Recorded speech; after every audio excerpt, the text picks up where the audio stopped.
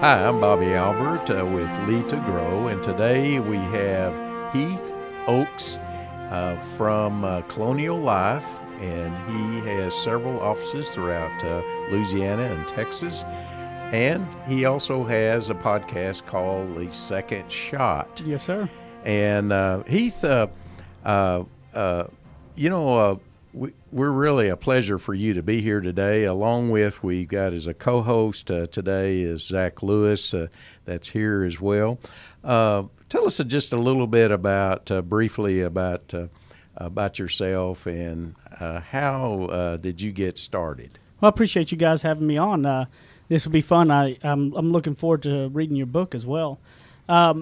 A little bit about. I grew up out in East Texas, and like I said, I was no scholar at all in school, and I grew up and wanted to do something a little more. So I went to a couple semesters at a junior college and realized I was like the third level remedial classes, and realized like I had to go 3 levels to gain a college credit. And I said, this is for the birds. So I started selling cars and making more money than I ever thought was possible at 100% commission, and realized that was what I wanted to do, but I didn't want to sell cars. So started selling door-to-door Medicare supplements, burial life policies at 19, door-to-door, 100% commission. And by about 20, I built up my own insurance agency to a couple $1 million, and then sold it off, and then got started another scratch agency with Colonial Life doing the employee benefits. I got out of the individual world, and then 23, I became the youngest executive with the company and turned around a couple territories, and have really spent a career of developing others and developing myself so I could develop others down the road to lead me to where I am now, 30 years old, and beautiful wife. I got about 1.5 years of marriage under my belt, so going strong, and a 6-month-old daughter. Wow! And congratulations. Things are really getting on another path now. Heath, this is something I want to catch for people who are listening to the podcast, not watching. How old are you? 30. You're relatively just young. turned 30. Yeah, just and I was kind of mad. 30. I always kind of like that 29. That 29 twang. There's something about just hanging there, but now it's like that 30. And I was just able to grow a beard like last year. And so right. I've always had a baby face. Yeah. So at 18 I looked 10, and at 30 I look about 20, I think. Something I've always really liked about our conversation, something you've mentioned on your show, A Second Shot, on more than one occasion, definitely in your book, Ignorance on Fire, is that you can't stand when people say you're lucky. Gosh, you're lucky. You're so lucky that everything worked out for you. You worked hard to get where you're at, right? So what is it about that you don't like? And as Bobby, for instance, from what I've been told, Bobby has reached a level of success that most of us just try to hope for. that do I believe luck plays some sort of a role? Absolutely. I think the ball will bounce. But I think luck will bounce in everybody's way in life. I think the difference is the people that are prepared to handle the luck. Some are and some are not. And so I worked my tail off. It's like, I'm never going to win the lottery. You know why? Because I don't play it. Okay? So I don't gripe and complain if you play it 1,000 times a year and you win it. I'm not going to sit there and go, oh, you're just lucky. I didn't try, right? And that's what I think it's the same exact thing is luck has something to do with, but it was funny because it is, when I started out and I was broke and I was hanging Christmas lights on the weekend to make $1, and nothing was going right for me, 100% commission, couldn't feed myself. Everybody telling me to get a real job. And it was those same people now that are saying, well, you're just so lucky. I'm like, well, what changed? Now, back then it was I need to get a real job, and now I'm just lucky. No, I stood up there and swung the bat more than everybody else. I'm not going to, so I think luck can play a role, but depending on luck bouncing your way is how many times you're at the batter box, I believe. Would you say the same thing, Bobby, kind of about your journey? I would.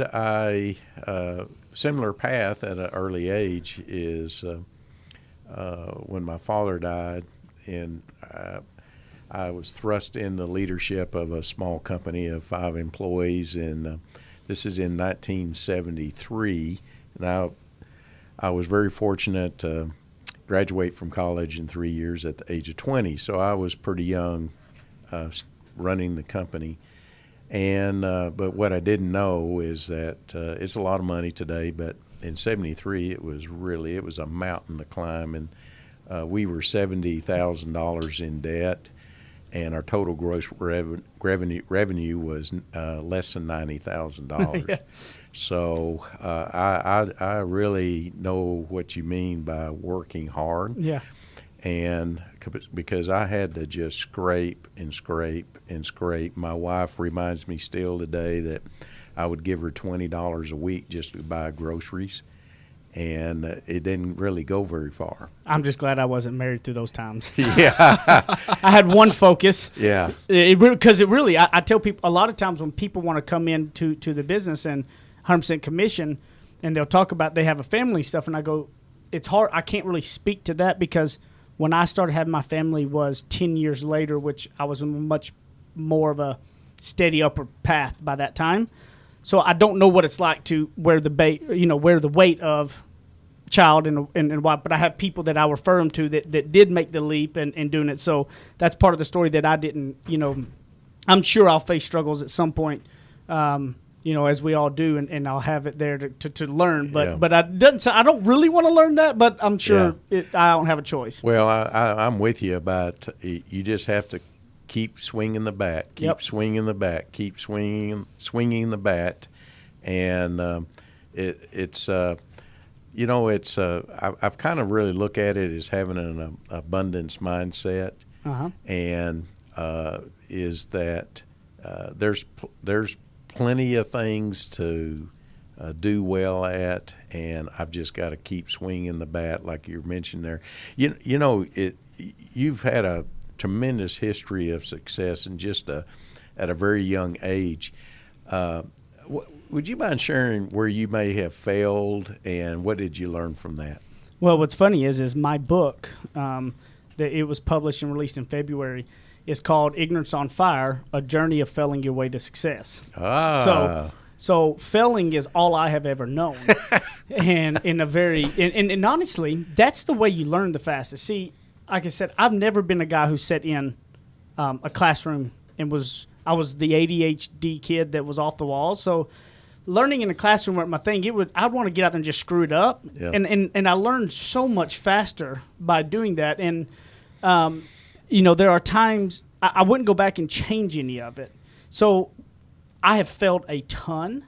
And so whenever I saw that question earlier, I was just kind of thinking, which one which failure would pop into my head, and there's one failure that if I would have given up would change my life would be drastically different by one little thing, which was to sell insurance and make money in any state, you have to pass an insurance test.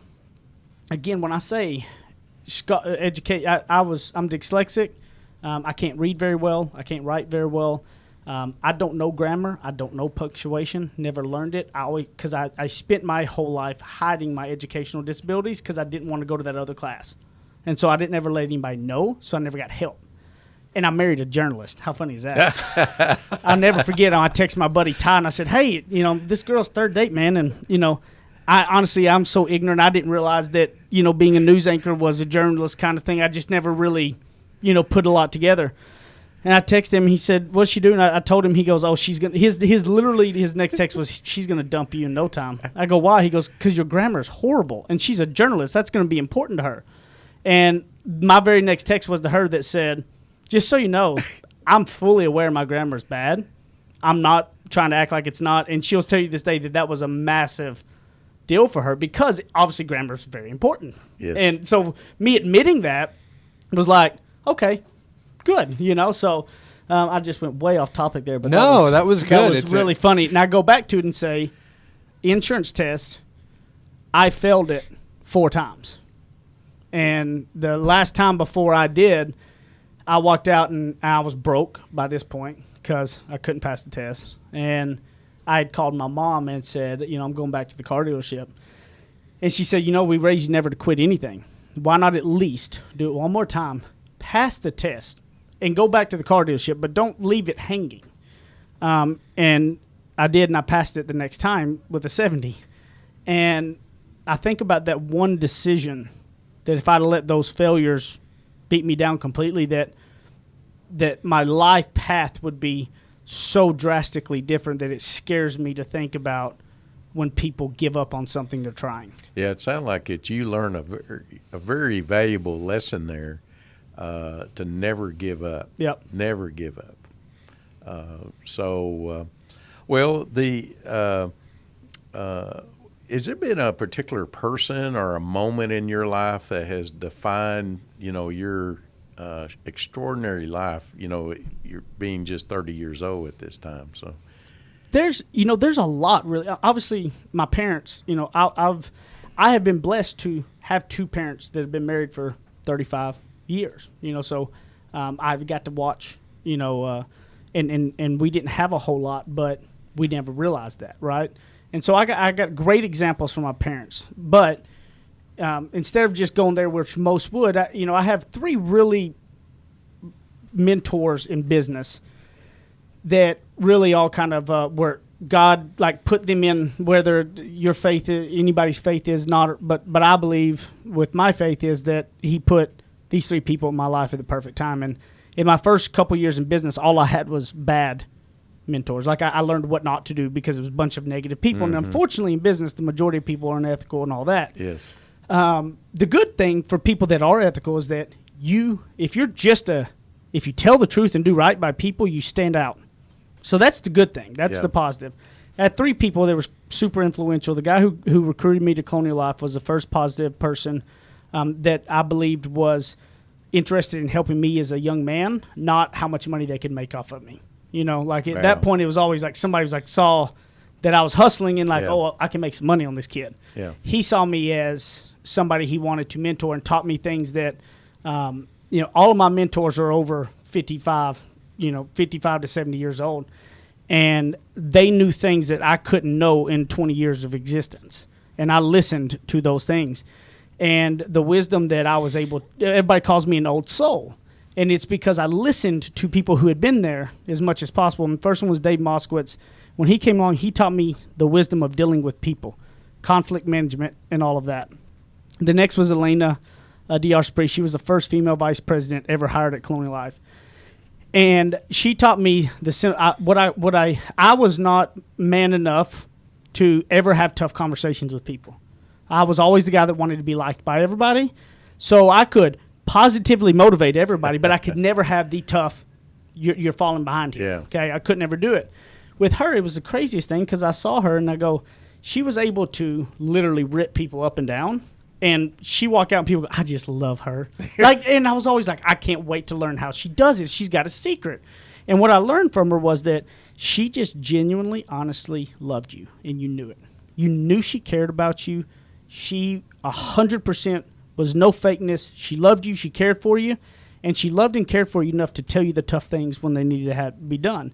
And so you never thought negative about those conversations because she did love you. She cared for you as a human being, and she was having those. And third was Mike Keller, who is the guy who's my boss now, and he is the most amazing maestro of time management that I have ever seen.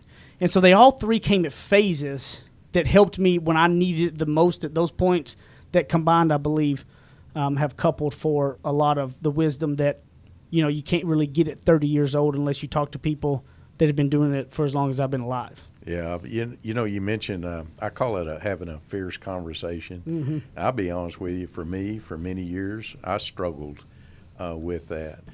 But I had a mentor, like you were mentioning there, a gentleman that mentored me for over 20 years, and before he died, and he really taught me a lot about using my relationship skills, and that it would be okay to have those fierce conversations with people.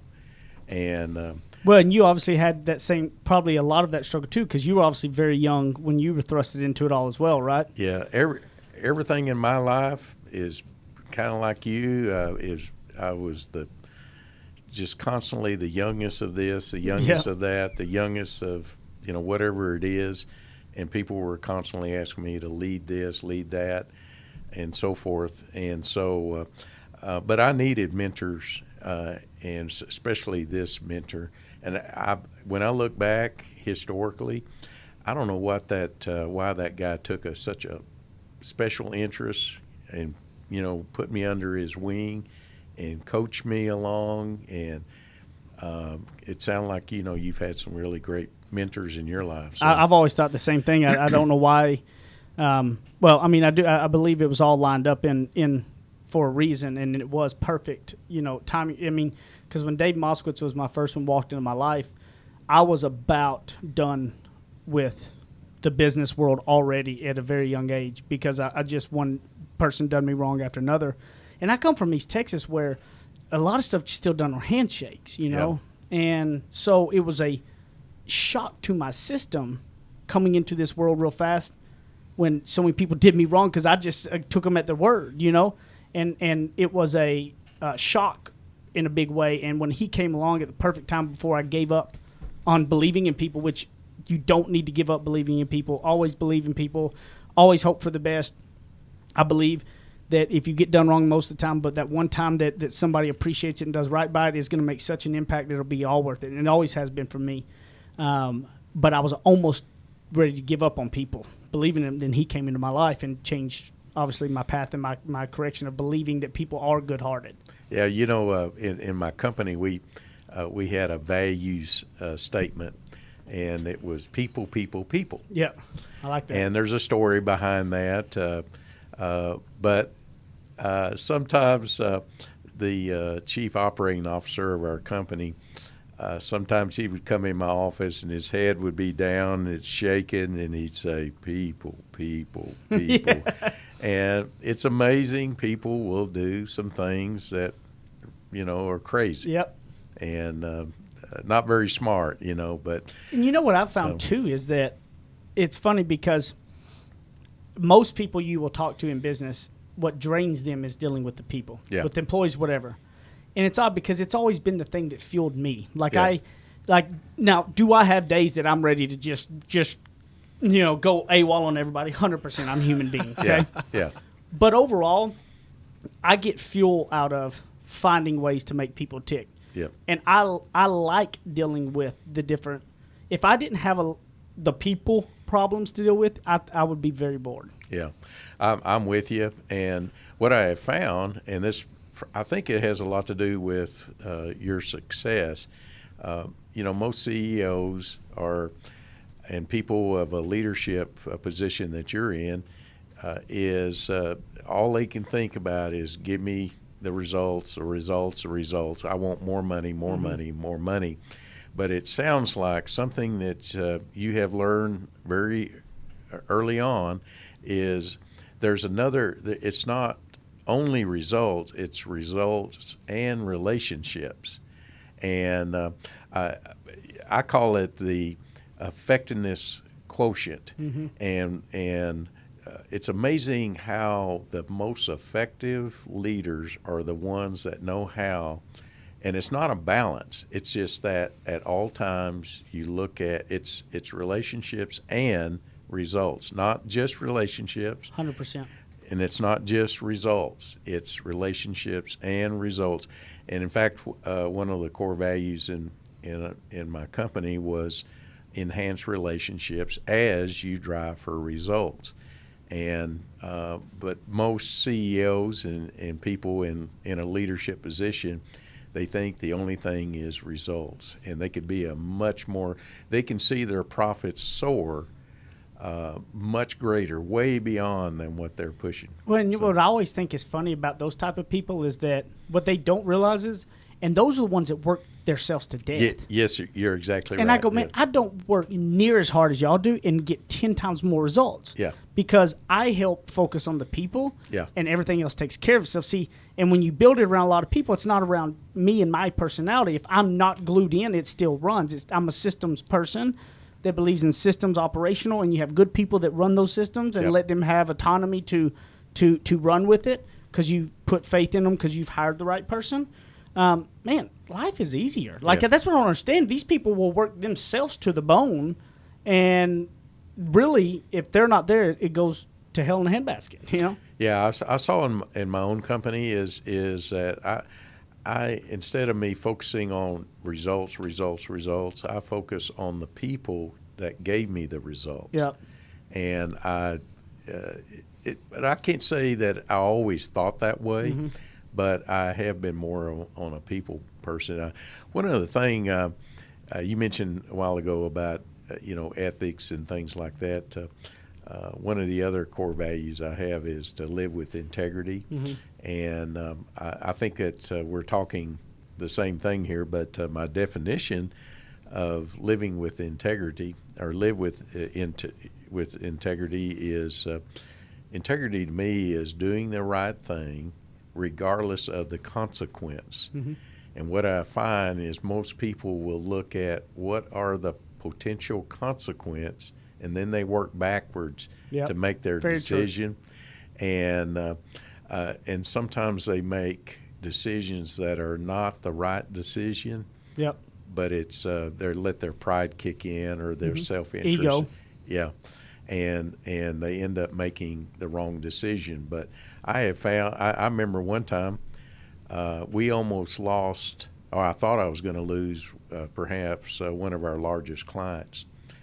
And because I called them on the carpet about they didn't live with integrity. Mm-hmm. And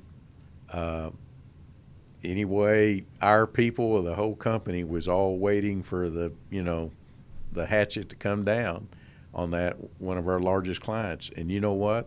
They came back and they changed what they agreed to originally, and they kept their integrity. Doing the right thing, I think the right things always come back. Yeah. Hands down. And I, in my book is a much smaller of a book, and it's kind of if you ever read The Go-Giver. No, I haven't. Okay. Oh, you'll love this. The Go-Giver by Bob Berg. Okay, it's awesome book. Very short, quick, awesome book. And the whole part of it is kind of talks through my journey, but in a story format. And one of the things that happened is, as a young person coming into business, there's many more opportunities, I believe, to go the wrong way than the right.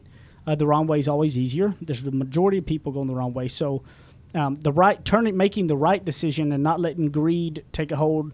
And it's easy to say no to greed when things are going well, but it's hard when things are not. Exactly. And so in this part, the reason I talk about my book, I want it to be something for at graduations. This is what the staple that people want to give, because as young people come into life, that there were some main key parts in my journey that I could have went left. And what happened to me is I had a flashback as a kid with my dad, that my dad never sat down and said, "I'm teaching you these lessons, son." My dad just lived his life. Yeah. And his was a complete example of what to do. And one of them, when you talk about the integrity, I was the young executive, I had paid for some stuff out of my pocket for a deal, and I wasn't supposed to use a gas card to fill up my car, only if I had a rental car. But I was coming back and I paid for something out of my pocket, so I thought, instead, I'd submit mileage and get reimbursed. So it really kind of was almost the same thing. But I was not. So I was like, you know what? I'm just gonna use money at, fill it up with this card. And as I did it, it's clear as day that when I was a kid, we went into town. My dad was operations manager of a trucking company then, and he had the company truck, and he was allowed to drive it personally, everything, fill it up with the gas card, never use his own money to put gas in the truck. That was the deal. So fill it up, and I had a lawnmower. I had a gas can back there because I was going to get gas for my four-wheeler. And he hung the nozzle. And this is back when gas is $1.10.99, okay? And so he hangs it up, puts his debit card in to fill up the gas tank, my tank. And I was like, what are you doing? He's like, well, this is for my truck. And I'm like, it's $4. You know what I mean? It's going to be $4 for it. No big deal. He goes, son, no, it absolutely is. No, they would never know, but I know. I was told this card is for my truck, not for your four-wheeler. Literally, I never thought anything else about that until I stuck that card in there. And I went, oh, and I pressed cancel and stopped out. But the ramifications that if I would have did that and got caught, would have tarnished everything. Yeah. And, I look back at it, and that one little bitty decision that I could justify, quote unquote, being right, it still wasn't right. You probably have seen this in just your own leadership, is people do what people see. 100%. And it's a great learning tool, and it's amazing the subtleties Yep. in life. Man, when I was a little kid, I was fortunate. It sounded like you too. I was, I could hang out with my dad. Yep. And I knew the bankers, I knew the insurance people, I knew the people that repaired our moving trucks that we had, and so forth. But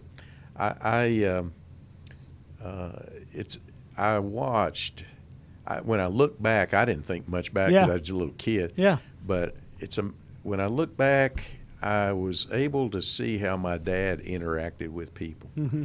And I think that's helped me to put so much emphasis on the people, because he really got along well with people, with customers, with suppliers, and just other people in the city. So That's huge. yeah, it really is. Again, with the short time that you've had, this successful life, this extraordinary life, is there one thing that you'd like to change that to make your life even more extraordinary at this point? The one thing that simply really comes to my head is I would have told me younger to dream bigger. Wow. I thought I was dreaming big, because you come from an area like I do, which is, the really big dreams are not as big as they really can be, because you just don't get to see that, right? Yeah. And so, what I thought was big dreams, I accomplished really early, and I became complacent with it. Yeah. I held myself back because I don't think I believed I could go to the other.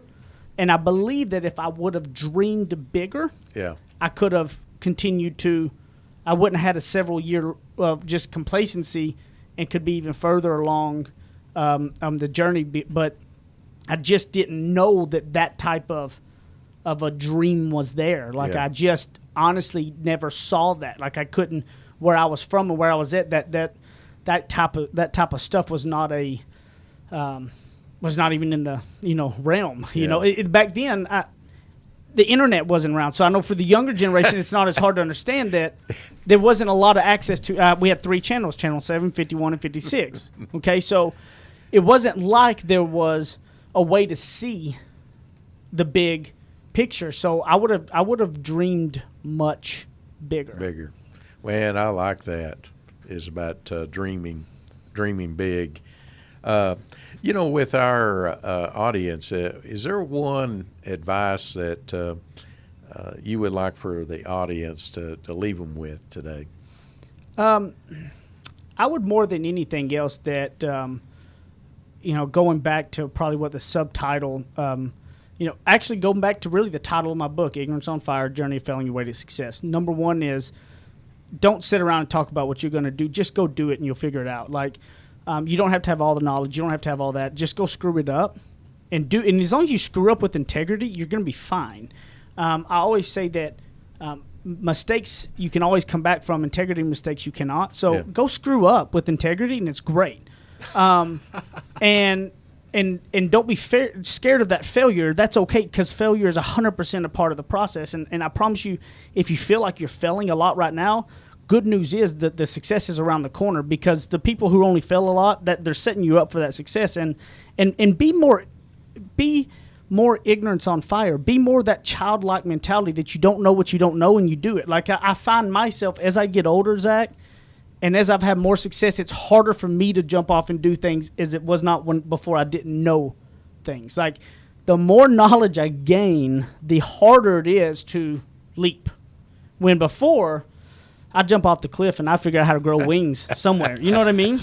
On the way down. Yeah, but now, when you start actually knowing how rough that road of success is going to be, it gets more daunting. So, have childlike mentality of just, you don't know what you don't know, go. And failure is 100% a part of the process. And without it, you're not going anywhere. Yeah, I've heard a person, I'm trying to think who it is right now, but when like talking about, here's some advice to leave people. This person said, well, my success, okay, I've been successful, but what I would have hoped that I would have done is to fail more, Yep. and I would have been more successful. Yep. So it really fits what you're talking about, and that still kind of comes back to, I can tell about just talking with you about your abundance mentality, and it's and dreaming big. That is so important. I know. I say take your dream that you think is a dream, times that by 10, and dream for that, because you honestly don't realize what you can achieve. Yeah. I just wish somebody would have told me that. Yeah. Well, there's a lot of people that struggle with dreaming big because they have this scarcity mindset instead of the abundance. Yep. And they driven by fear, and they're afraid to put their toe in the water, and what if their toe freezes off or something? People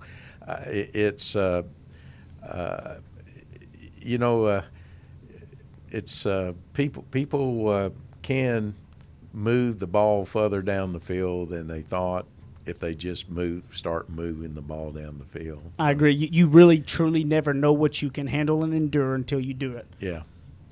Well, Heath, how can people get a hold of you? Contact information? Anything else you want to leave us with? So. Yeah, so I got a podcast, Second Shot. You can look that up anywhere podcasts are found. Amazon.com, you can get my audio book of the Ignorance on Fire or the paperback book. Also, heathoakes.com. On any social media, if you look up at Heath Oakes or at Ignorance on Fire, you're going to find me. So you can always connect up with me then. And I appreciate you having me on. I really do. This was awesome. Well, I really enjoyed this, and I can see that the similarities in your life and even in my own life. So I'm just thrilled that you were on the show today. No, thank you so much. Thank you.